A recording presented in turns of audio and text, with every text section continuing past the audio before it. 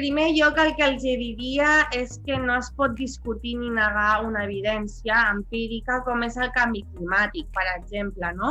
Però també els diria que, que mica en mica tant la crisi energètica com la crisi de subministres de matèries primeres i tots els aconteixements que s'afegiran, que ja estan començant però que es complicaran encara més, perquè això també és una altra evidència, s'encarregaran aquests aconteixements d'explicar-los que el sistema està col·lapsant. Vull dir, és que és una evidència tan clara que per molta mandra que et faci, per molt que no ho vulguis veure, per molt que... és que és impossible de negar.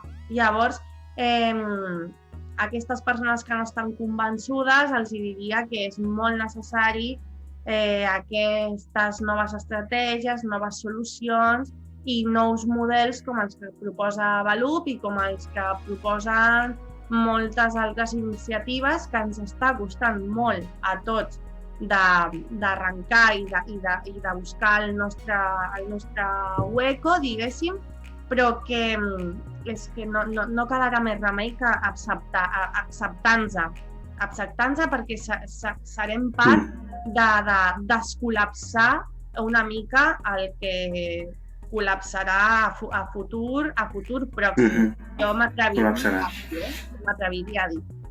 Així que els diria que si no estan convençuts, es convenceran a curt o mitjà. Pròximament, no?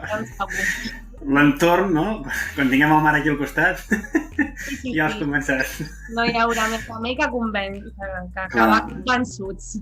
I llavors potser ja serà massa tard, no? Si no és que ja ho és, però ja potser ja serà massa tard. Ja és massa tard, això sí que jo ho tinc bastant clar, que ja és tard. Però, tot i que sigui tard, no hem de llançar la tovallola, hem d'intentar i que segurament en aquest camí ens tornarem a equivocar, però, prova-error, a mesura que ens vagim equivocant, doncs intentem noves solucions, però hem de començar a arrencar a fer alguna cosa, no podem continuar amb el model que hem viscut en les últimes dècades, és impossible.